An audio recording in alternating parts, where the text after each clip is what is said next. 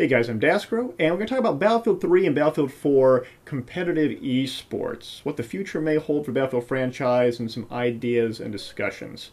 First and foremost, a little bit about myself. I've been playing competitive Battlefield, or Battlefield esports, for the last 10 years now, mostly for the team 20ID. I also do YouTube commentaries, competitive shoutcasts, try to bolster that competitive community. I bring up Team 20ID because 20ID was responsible for the first Battlefield 2 Pro mod. And I bring this up because Battlefield 2 Pro mod attempted to create changes within the Battlefield game to make it more competitive. And I want to talk about this as sort of the starting point, so that when I talk about what my thoughts are on Battlefield 3 competitive esports and Battlefield 4 as a future game, you may have a better understanding of where I'm coming from.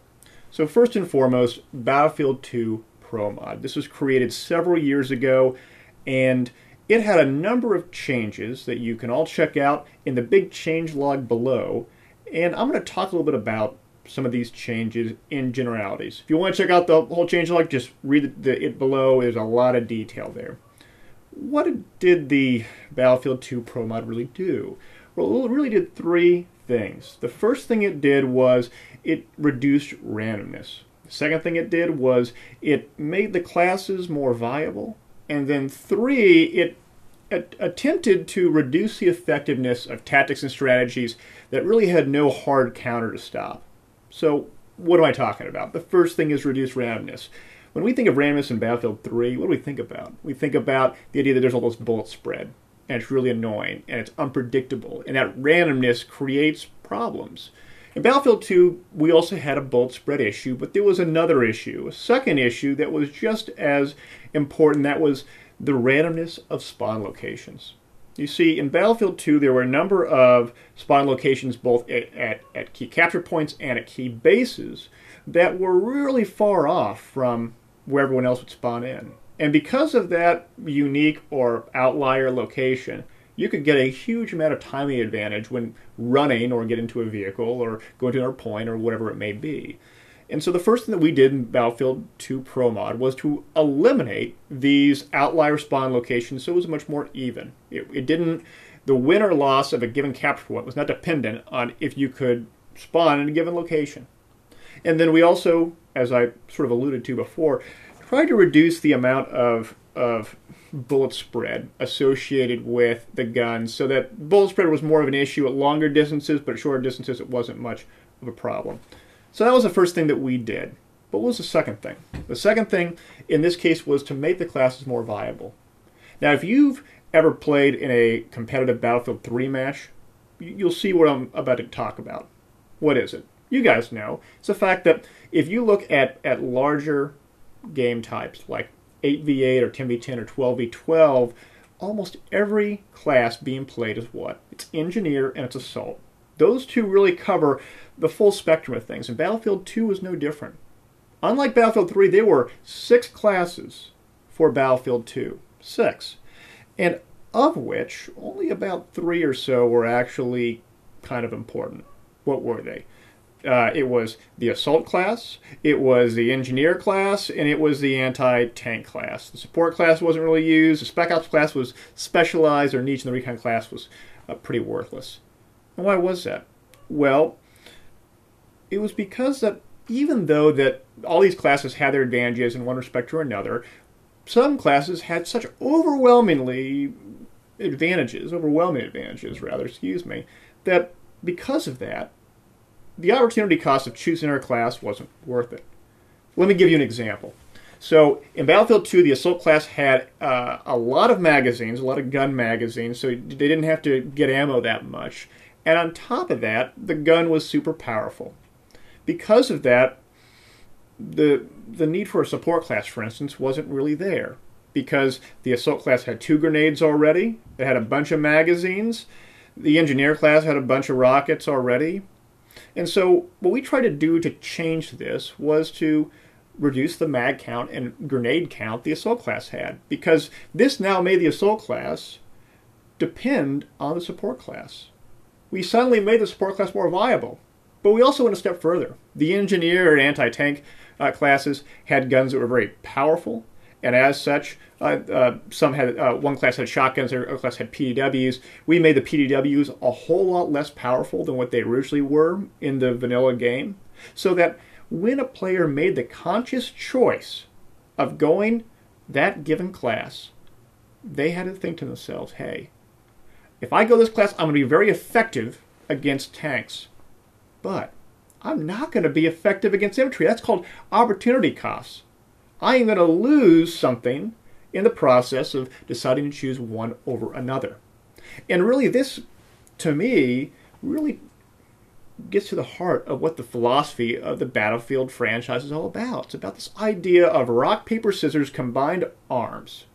This idea that a jet takes out a helicopter takes out a tank takes out a little vehicle, like a jeep. The jeep can take out infantry, the infantry can take out infantry, and it all goes in a big circle. When we break that circle, when one of those elements is so much more powerful than the others, that they don't have hard counters, it actually ruins that combined arms element. And because of that, we made a number of changes to the Assault class and the Engineer and AT class to make Spec Ops class more viable, to make the Support class more viable. Recon class was a little bit more difficult, but we attempted to make some of these changes. And I'm not saying we got it 100% right. We didn't, but we got closer to that balancing element. And the same applies for vehicles as well. In Battlefield 2, the commander could drop down these big supply boxes. The supply boxes did a few things. It gave you ammo, gave you health, and then for vehicles, it gave them ammo and it gave them repair tool stuff. So you could actually, it was an aura, so you could get next to that as a vehicle and get repaired while you're doing it. And so that was really powerful, and it made the vehicles so important to have, because with a good commander, you didn't need a big engineering crew to help it going. You could just put that box down and let it self-repair. So we also made tweaks to that as well so that the aura wasn't as powerful. We did those things because we wanted it more balanced. The third thing that we did was to try to make the tactics and strategies that really didn't have any hard counters less effective. What do I mean by this? We really don't see this in Battlefield 3 that much, but let me give you an example. So in Battlefield 2, you had two attack helicopters. Attack helicopters would fight each other. One attack helicopter would go down. The team that was victorious would look at the timer. In Battlefield 2, there was a timer at the top, and they'd say, okay, this timer went down at the 12-minute mark. We know that helicopter's going to respawn in a minute, perhaps. We know that if I'm a certain distance from that helicopter pad where it's going to respawn, that if I fire at, let's say, 55 seconds, that by the time my TV missile from my helicopter makes its way to that helo pad, that helicopter's going to respawn. And the moment it respawns, that TV missile blows out that helicopter and gets spawn camped. That was a big deal in competitive play. Some leagues disallowed this tactic, but a lot didn't. And as such, we said, hey, there's no way to stop it. The helicopter is way, way far out, and because of that, we need to be able to change this. And so we changed the damage of the TV missile from a one-hit kill to a less than one-hit kill. Likewise, the commander could rain down an artillery barrage on that enemy helo pad. And because of that, we said, well, we have to make it so that when that barrage comes and hits that helicopter, even if it spawns in, it's not going to destroy it in one barrage. It gives the losing team a chance to at least get up in the air and have a somewhat of a fair fight. We try to do those kinds of things so that it was a more fun experience, it was more balanced, and it made it more interesting. It really emphasized that combined arms element and still made it fun. But all this being said about Battlefield 2 Pro Mod, it begs the question for me of why we even had to do it. We had to create the Battlefield 2 Pro Mod because no one else was going to do it. And that's a big concern to me. And I think as you'll understand as I talk more about this, why this is such a big deal. You see, I think esports is a lot of fun. I really enjoy the competitive nature of playing against competent, proficient opponents, learning the maps, learning the teamwork and coordination associated with winning as a team, playing that objective. And because of that, I want more people to do it. We talk about sometimes these ideas of battlefield moments, the idea that you're in a pub and you're fighting it out, and there's a combined arms, you got the helicopter in the air, the tank right next to you, and you're fighting it out, and you have these larger-than-life battles. These battles that are so, for lack of a better word, epic in nature, that you're playing for those moments, because they are so much fun. When you capture them, when you see them, they are just, they're unbelievable. And you may play in a public server for hours and experience this once or twice, and that's about the end of it. In competitive matches, you experience these constantly because you're playing with your friends, with your teammates, and you're playing against other teams that are just as competent. And because of that, these moments happen all the time. They're glorious. They really are glorious. That's why I play these competitive events and matches. And because of this, I want the Battlefield franchise to be a premier esports title. It's not there. It most certainly is not. But I believe that if more people play competitive matches, they'll find that it is so much fun. It's so much more fun than playing in public servers that they too will want to form a team, form a platoon, join a squad, and play in these kinds of organized events. But I think that there's three things that have to be accomplished for any successful esports title. Three things are what? One, is the game fun? Is the game balanced? And is the game accessible? First and foremost, is the game fun? Now, fun means different things for different players. Fun for someone like me who has played competitively for a decade now in the Battlefield franchise and have an established group of friends that I play with is going to be a whole lot different than the guy who plays only on the weekends. Plays solo, doesn't get on a TeamSpeak server or whatever it may be. He plays for an hour or two, he shoots down a chopper, whatever, and he gets done and he feels satisfied. Two different ideas of fun there. It also has to be fun for both the casual bro gamer who wants to play with his friends and they're all sort of average in skill set versus the guy who is super focused on stat padding. It has to be fun across an entire spectrum of ideas of what fun represents. Because if the game isn't fun, people don't play the game. If people don't play the game, then you're not going to have that many players to poll or generate to create a competitive scene in the first place. When we look at a game like League of Legends has millions of people that play it. Millions. And it's a free, accessible game that's a lot of fun and allows people to really enjoy themselves. And because of that big player base, a competitive scene has risen from it. So that's the first thing. It has to be fun. Two, has to be balanced. This one is most certainly difficult. Let's talk about the Battlefield 2 Pro mod a bit more.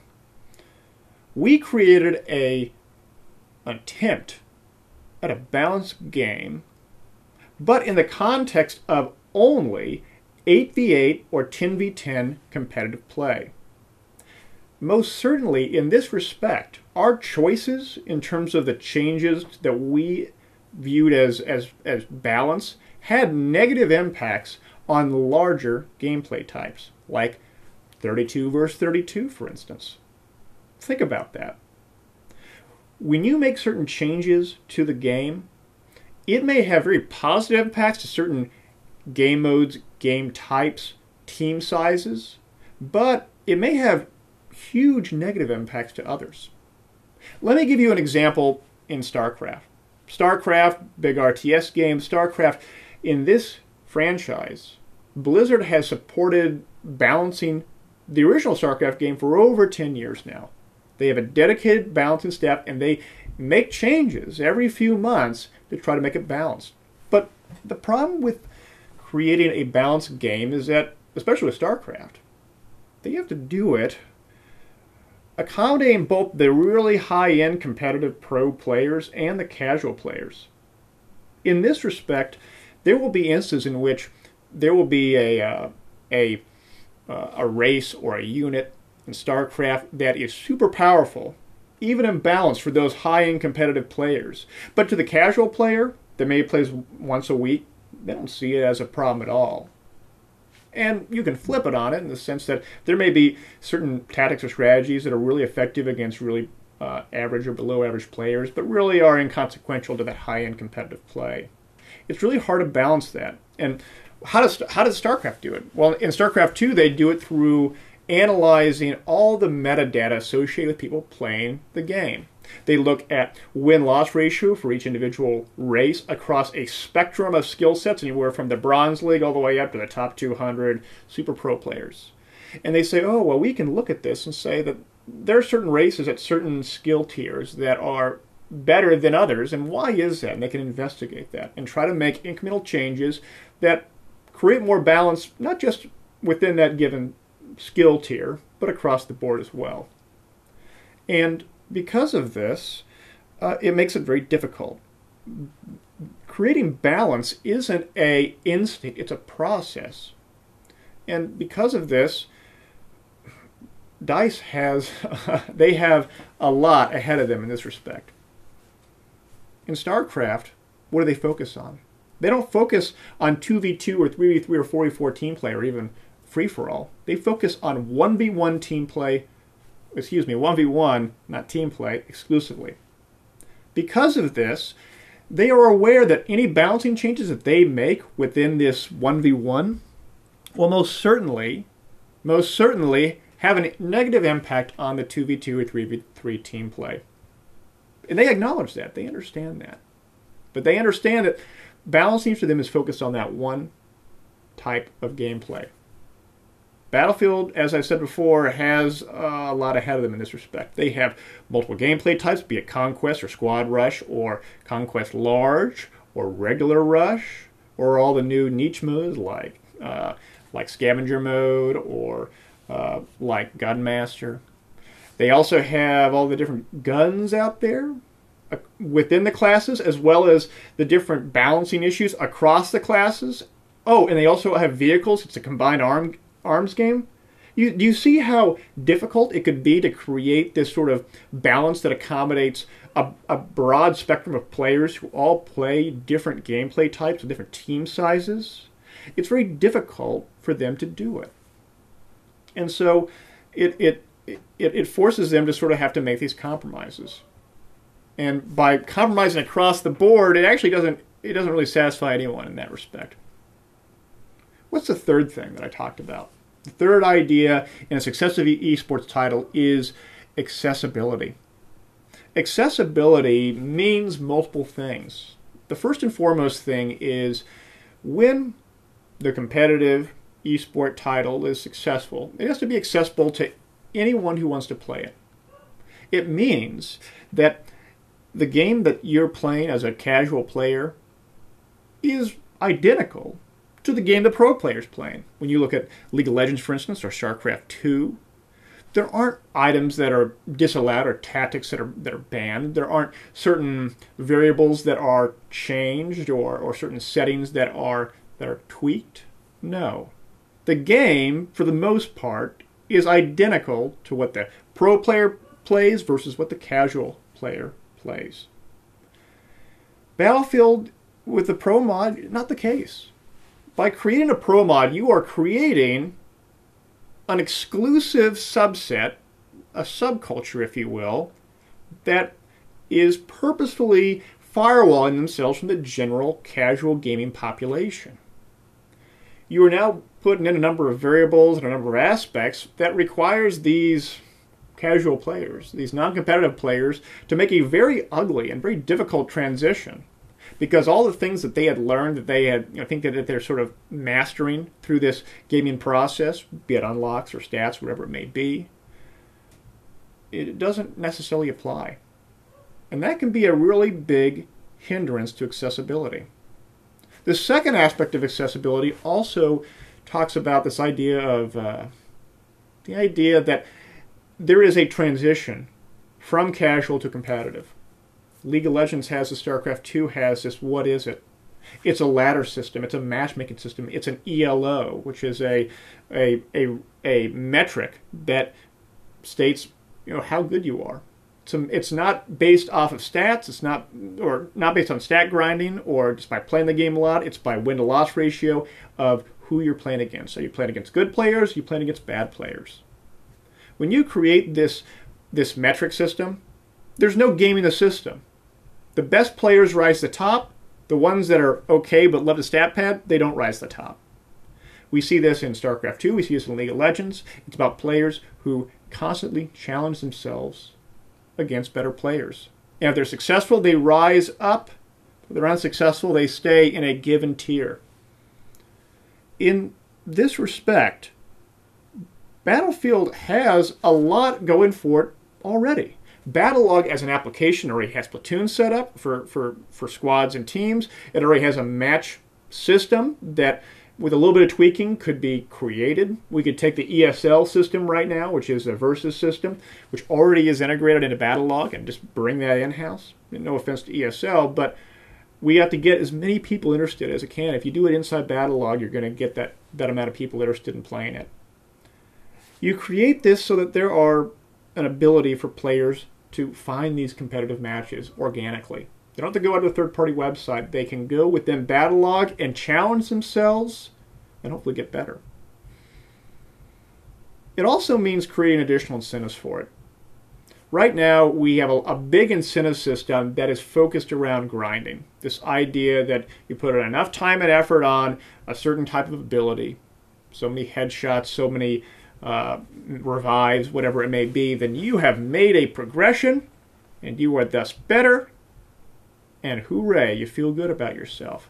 Now, personally, I don't agree with a lot of that philosophy. I think it's actually very detrimental to gaming, generally speaking. But it's what it is, and I'm not going to argue that in this episode. But what I will say is that you can utilize these same concepts for matches. Players who knowingly put themselves up against opponents that very well may be better than them should be incentivized to do so. They should be rewarded for challenging themselves. Give them a ribbon, give them an unlock. Give them a medal. Give them a special dog tag. I don't care. Give them something to recognize the fact that they are not just going into the same server they always like to play in and getting the same KDR and getting the same amount of points and getting the same whatever. Instead, make them get outside their comfort zone and play against players that may beat them. Guys, it's okay to lose. It's okay to lose because that's how you become a better player. That's how you get more fun out of it. It's not just about killing dudes. It's about becoming a better player. Learning from your losses, learning from your experiences, and increasing your skills and abilities. So those are the three things that really make a successive esports title, in my view. So how does this apply to Battlefield? Well, first and foremost, continue to make the game fun. I think Battlefield 3 is a really fun game. Hopefully Battlefield 4 is going to be a fun game as well. The balancing stuff, a little bit more complicated. While I know DICE has a big QA team that they bring in, and they also have closed betas and things like that to try to balance the game, I really hope that they create a more broad spectrum of QA testers. Bring in really highly skilled top 1% competitive players. Bring in very top, bottom 1% really bad players. We have to be able to create that balance across a wide spectrum of players so that the experience is fun for everyone. Right now in Battlefield 3, we have issues with that. For instance, the IFV is very imbalanced versus other vehicles, where the M16 or AK is just a bit more effective than every other assault gun on there. That's the weapon of choice. These imbalances, have to be corrected so that people aren't mad that I just got gypped because I got killed by something that I view as an imbalance. We want to try to be able to minimize that. So bring in the QA testers. They'll be paid. You can bring these competitive gamers like myself, although I'm not saying you got to put me in, and make them sign NDAs, make them play the game, really find out the bugs and the glitches, and try to solve it. StarCraft 2 did that very successfully with a very long beta that included a number of players, tens of thousands of players, including very, very highly skilled ones at that.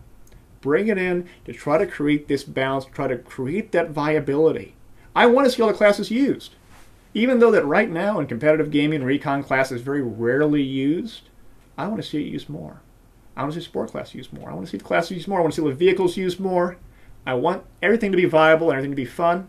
And finally, the accessibility. As I mentioned before, we need to be able to create a better matchmaking system. We want to be able to create incentives so that people are interested in playing it. We already have the tools available. Battlelog already has a fantastic social media system that allows you to very easily create platoons and matches. It's all there. We just need to put it together. Those are my suggestions for competitive Battlefield and its future. And I hope you enjoyed this little conversation. I know I did. So until next time, guys.